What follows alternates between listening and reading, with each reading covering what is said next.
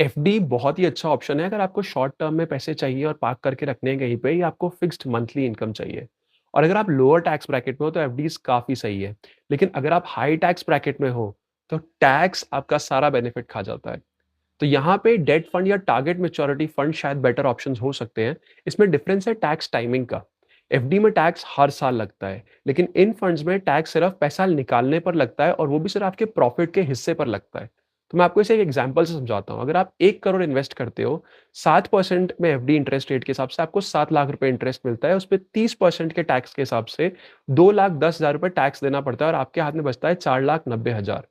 इसी पैसे को अगर आप डेट फंड में डालते हो और आप 7 लाख रुपए विथड्रॉ करते हो, तो आपका प्रॉफिट बनता है 46,000 रुपए 7 लाख पे। तो आपका टैक्स बनता है 13,080 रुपए और आपके हाथ में आते हैं 6,83,000।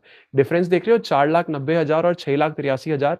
तो इससे आप विथड्रॉल्स बेटर प्लान कर सकते हो और पैसा आपका बिना टैक्स लगे कंपाउंड होता रहता है, इसलिए ये इतना डिफरेंस देखने को मिलता है।